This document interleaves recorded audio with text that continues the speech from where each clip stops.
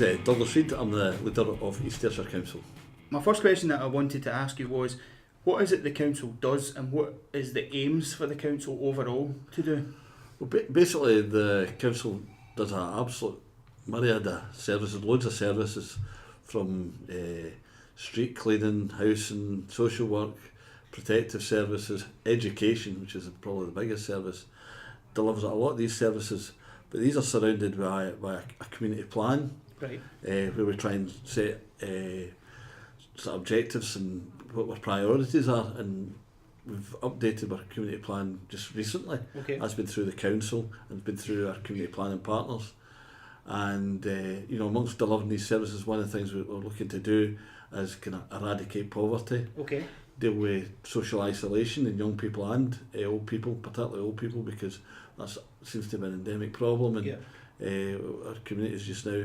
And also the third priority was to address issues in terms of regenerating our communities, right, okay, from Kilmarnock town centres, Cumnock town centre, to all our communities, to all our villages. And we're just now we're looking at a lot of community-led action plans where the communities themselves are taking ownership of their communities and delivering plans that are different, because every community is different in length and breadth of East Ayrshire. yeah, And we're allowing more access to people, more public participation, more hands-on, because as the council shrinks in terms of the amount of people that we have, available amount of resources that we have, we become more dependent on other people, and the council becomes more an enabling authority yeah. to deliver change right across our communities. So you look for people to get involved and do things that they think would make the community better? Absolutely. Our biggest resource is our people. Right. And whether the people that are working or people that are retired, we've got people with amazing skills that love their communities and want to put something back in their communities. And as I see just now, there's great opportunities out there, and we're seeing it through the third sector, through private business, people putting something back into their communities, and we've got to enable that, encourage that as best we can. And I think in East Ayrshire and Kilmarnock, we're leading the way in many spheres of that. Yeah, I mean, I was involved in the participatory budget awards or funding. I saw yourself at it, and some of the things that were going on, I mean, we were just magical. There was the cafe up in the Onthank estate that were doing the meals for, I think they were selling meals for £1 for people that didn't want to cook for themselves, older people that maybe think, oh, I'm just in myself, so I don't really want to cook. I mean, that's great, isn't it? It's absolutely, and the event we're at, there was 19 organisations, but there's so many more. You're always learning a bit more, and it's good that these organisations are learning off one another. Yeah. And I think Cafe 56, that was young people from the Park School, right, in Kilmarnock, delivering meals and cafe and job opportunities. Seen Centre Stage, and they're delivering with and addressing food poverty, and I should WG13. So many folk doing different things out there back in their community, and the council's maybe not leading that, but we're supporting it, and encouraging it where we can. So do you think that the council's sort of changing its focus from a traditional sort of set to more of a supportive role? I understand that you do loads and loads of stuff like emptying bins, gritting roads and all that kind of stuff, but in terms of the community-based stuff, would you say that you're now more sort of looking to get people and more supportive rather than led? I mean, there is out there we have austerity, and that's nowhere in the council's gift to deal with that. That's a wider problem that we're dealing with it. But what we're trying to do is build up a community resilience within that, so that our communities can continue to grow, we continue to grow the economy, and we deal with some of the issues that are a result of that, the kind of social isolation we've got at the moment and the food poverty that's out there. And our communities are very good at looking after one another. That's a thing that they did historically, and we've just maybe not recognised that. Yeah. And I think we're seeing that in waves just now. Church groups, other groups are all becoming involved and being a wee bit more proactive than they've ever been. Yeah. So the next thing I wanted to ask was more of a sort of personal level. How did you get involved in the council? Where did you start off? Well, I mean, I was always interested in politics in one way or another, and I was always interest in how we deal with some social disadvantage, and people. I want to make sure that people have always had the opportunities that I've had in terms of education, good health care, and being able to have that, being able to flourish in that, and being able to have opportunities. And I think that's really important. We have that as a kind of caring society. And I couldn't tie it down to one particular thing, but I think I really cared very much about the town centre. Right. That was one of the issues, maybe local issues. There was other national issues that were, when I became involved in politics, was the poll tax. Right. And I absolutely was really angry that Scotland was getting treated like a guinea pig. And this really unjust piece of legislation was having a dramatic effect and drastic effect on some of our poorest vulnerable members of our community, and that was one of the things at the time. And just, I think it was during the environment, with the worst aspects of Thatcherism. So what age were you, if you don't mind me asking, what age were you then? Things, I was still at university. I was at Dundee University. I'm from Kilmarnock, and I was at Dundee University, and I think I kind of became more kind of active in politics there. Right. I was in the Labour Party at one time, right. but I think in the late 80s I moved from the Labour Party to SNP. Okay. And it was particularly, I think it was the poll tax was the final straw right. for me at that time.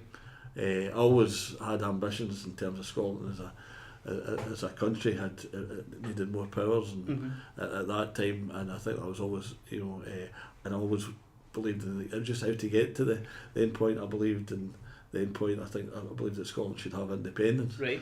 And but I understand that other kind of issues in terms of welfare issues and social issues that needed to be addressed at the same time. And I was elected to Kilmarnock and Loudon. I think I was 29 at the time.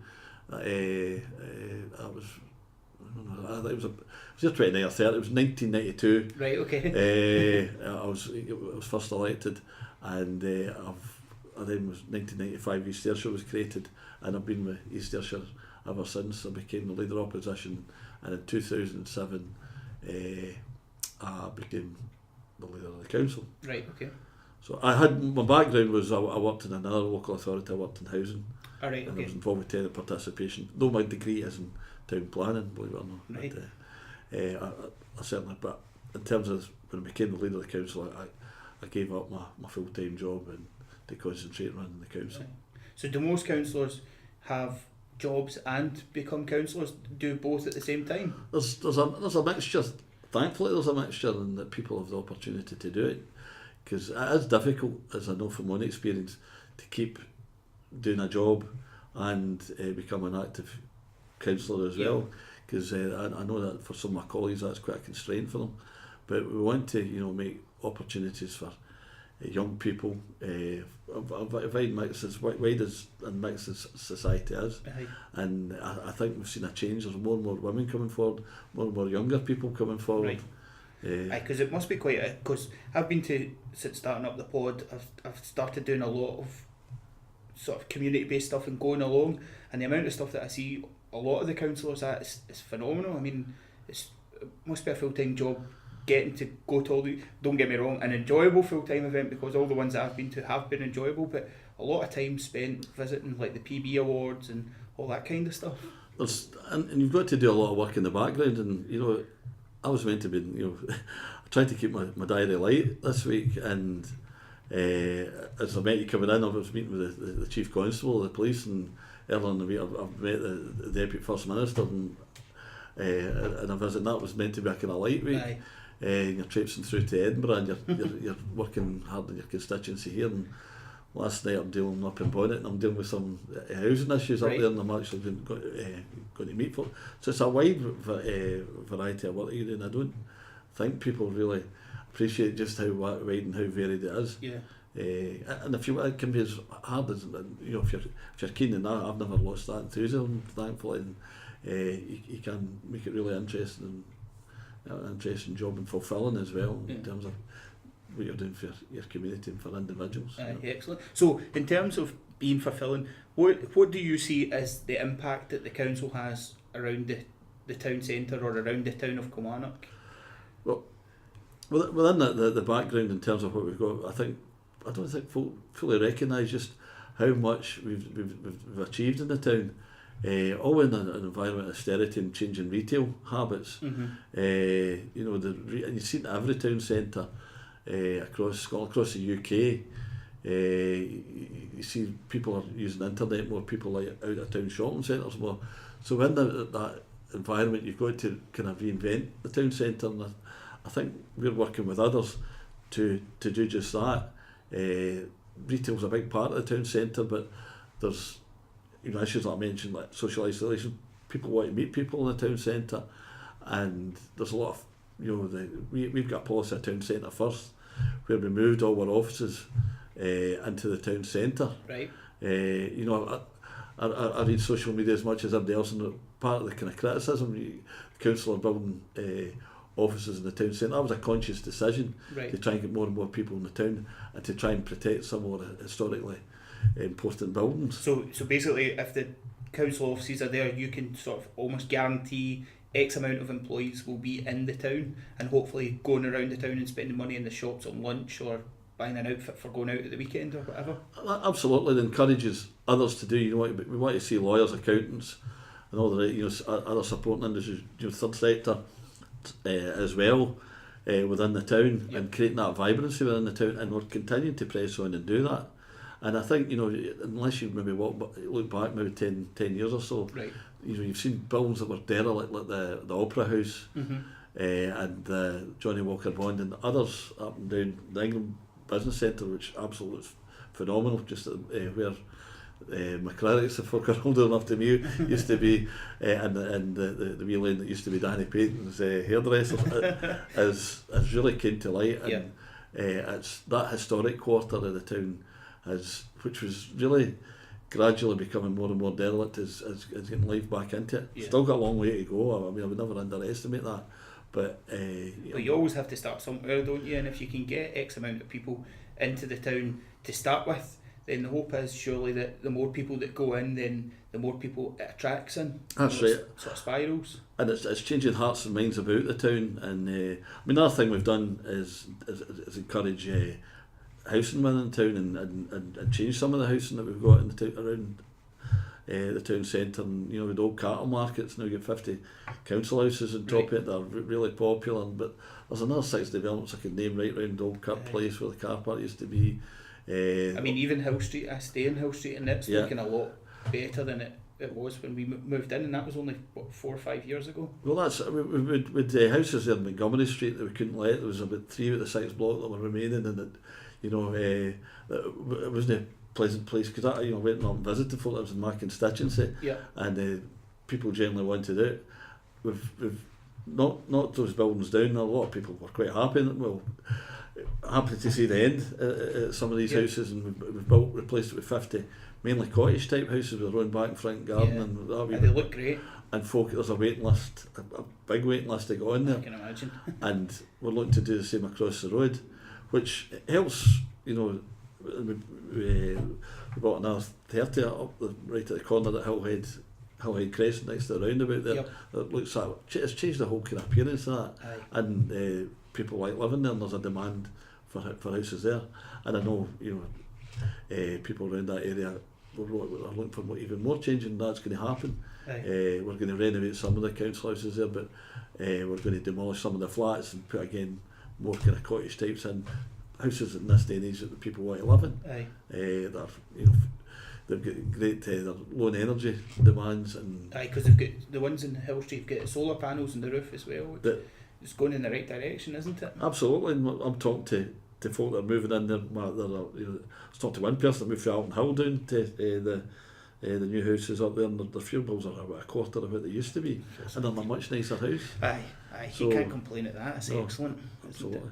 So on a personal level, once you retire, which will be a good few years from now, I'm sure, but once you retire, what do you think you're going to turn to people and say, I was partly responsible, or I was fully responsible for that? Is there something that you think that you've... There's quite a few. I mean, there's a whole school of state, you know, right, in terms of taking some of the challenges head on. And there was the Burns Monument Centre was one of the first things we did. We had spent another £2 million on it, and we looked at putting a genealogy in there, and a wedding and venue as well, or a ceremonial venue. Put the registers up there, and I think it's beautiful. It's really nice quite, up there. It's quite stunning, and we've improved the park. We've recently improved the light round about the K Park as well. Yep. But I think John Finney Street, I think if you look at it, it's a different place. It was crumbling. I mean, for us, it was a Cool Cats Disco Opera House used to be. Or, I mean, that lay there like for 25 years, and I think that if there was one building I'm really pleased about, it was that one. Right. But there's loads. I mean, there's the railway station, the underpass. Yeah. There was a no-go area that smelled disgusting. The people actually go and take a wander up now and look at all the kind of historical parts of the town, you know. As I say, we just moved to Kilmarnock about 5 years ago, I think, and stay near the top of Hill Street.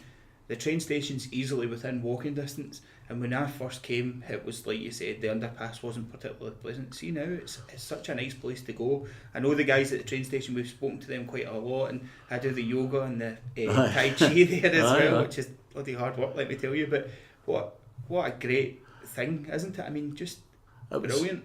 And we're missing out the college as well. I mean, the Ayrshire College, how that's changed, you know, tragic circumstances, the demise of Johnny Walker's, but hopefully that.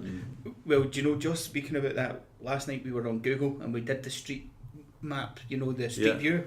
I don't know if you've done this, but you can go back in time on the street view, so you can see what it's like now, and then every time that they've sent a car up, they've updated it, but they've left the old update on. Right. So we went back to 2008, and the old Johnny Walker building's still there, and it looks like a completely different street. It's all enclosed, and it feels dead tight and compact and not particularly nice looking. Yeah. And see now, once the new college is there and it's all open and the glass reflecting the light and all the rest of it, what a difference! I couldn't believe it. No, you're right, and I've seen that. You know, I think folk need to take a wee look back. I mean, there's problems in, you know, some of the retail parts of the town that we need to do something. We are doing some work, but I think we've came a long way. Yeah. The transformation's been quite dramatic, and I don't think folk, because you live here in the town all the time and you're passing all the time, but we've absolutely invested massively in the buildings, and I think that's encouraged others to come.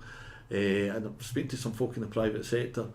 They like the place too, because it's a great place to bring your kids up. Yep. We've got great public parks, we've got great education facilities, and it's just encouraging. We've got the triple A. There's another thing out the Queen's Drive. Yep. Just taking a bit of a gamble, and great athletics facilities right in the town. But we're wanting to do more, and I'm never one for running out of ideas. Right. And how we can work that, just, you know, and work with others. You know, we've just this week I toured. I was actually quite moved, and I think people will be really impressed to see the new Willie McIlvany campus, you know, where Kilmarnock Academy, my old schools, moved up there, and James Hamilton Primary up there, and it is an incredible facility. Yeah. And it'll really make a major transformation up New Farm Law, but for the whole town. But the legacy that's left, I know the centre stage have been great plans. Yeah, we spoke to them at the PB. Yeah. We're hoping to do an interview like this with them as well, because I think they've got lots to talk about and tell us about and all the rest of it. And I think there's no appreciation out there. It's not just a place where they put on shows. It's fun, food and folk. I think is what they're about, and they do so much more with some of the disadvantage in the community in terms of. But there's absolutely no stigmatisation there at all. There's people, there's dealing with issues of food poverty, exclusion for schools. It's another organisation that's doing so well for their community and better outcomes. That's the jargon, I suppose, for the folk that use it, that come and work with them. Yeah. So then the next question I've got is, where do you see Kilmarnock going in the future? What's next? How do you keep making it a better place, like you've managed to make it the better place over the last couple of years? I think you've got to be up for the challenges and take some kind of difficult decisions, but making the right decisions. Mm-hmm. I think that making the right decision and having the courage to do that. Right. It's and I think that's one of the most important decisions we'll have to make, and we're going to consultation just now, is in terms of what we're doing with the Galleon Centre. Right. I mean, it came up to council as, where we refurbish or build a new one, but we want to, if we're making that kind of public investment, and we're going to make kind of public investment because leisure is really important to people, we need to make sure we're getting the best, we're getting the right leisure in the right place that can benefit the town centre. Yeah. And I think, that's quite an exciting thing to happen. So we've got to keep not reinventing, but coming up with sort of new ideas for the town, and not looking back all the time. I mean, when you go into social media and you look at the old pictures of Duke Street where my granny used to work, and you're not going to get that back. No. Well, the whole world's changed, hasn't it? Do you know that what happened in Duke Street 100 years ago or 50 years ago wouldn't work now? It just has to change. It has to change. I mean, there's some good idea, to reflect back. Maybe pedestrianising everything wasn't a good idea, the best idea, because sometimes there's a bit, in terms of the nighttime economy, businesses like to be near where there's a bit busy traffic, so we've got to keep that in mind. But we've set our ambitions high, but we don't put ideas in folks' heads that are maybe unaffordable. Aye. They've got to be realistic, and it's about it's not about the council. So we've got this idea and presenting that to folk is, we need to listen to the communities too. And do you think, just when you're saying there about the pedestrianisation, maybe not the best? I like it because you can walk up and down and you're not juking in and out, and it's cleaner air, you would imagine, because there's no traffic. But do you sit down and look at how you could have done things better? I take it that's quite a big part of working in the council, saying we've done this, it's worked on these 3 reasons, but it's maybe not worked on that 1 reason. Is there a way we can tweak it to make that better? You're always looking to perfect things, and example of that's the school, and you go down to St Joseph's and down Grange Academy that were built, completed about 10 years ago, and I think what we're trying to do with the new Wally Mackelvac, people will see, that was really good. That's where my daughter goes to, and my family, we go into the Grange Academy, but when you see this new facility up at the Willie McIlvany campus, it's one step better. Yeah. So you've always got to be looking to so see it's constantly evolving and learning from the stuff you've done before. Absolutely. Aye.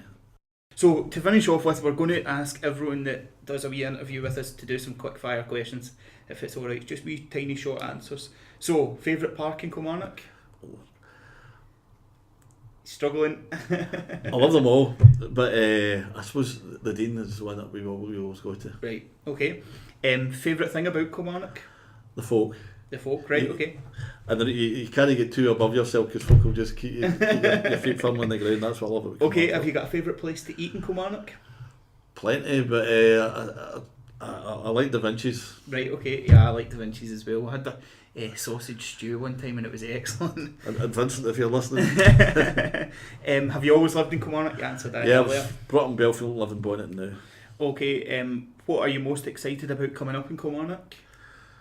Stevie Clark can stay with us, that. And favourite famous person from Kilmarnock? Well, I suppose there's so many. I mean, there's Johnny Walker and all the rest of it. I suppose it's probably financially benefited him, but I met the guy and I thought he was a great idea. He got Kilmarnock down to a tea, and that was Willie McIlvany. Right, excellent. Thank you very much. So, just before we go, is there places that people can keep up to date with you? I know you said about social media. If you get your Twitter handle. I've got my Twitter's Douglas Reid 12. Okay. And I think I'm on Facebook as well. I try and I don't do it too formally. It's my personal account too. Right, okay. But I'm open to folk and they can contact me. Well, thank you very much for your time. I've learned a load. It's been great. Thanks very much. Okay, maybe meet again. Excellent.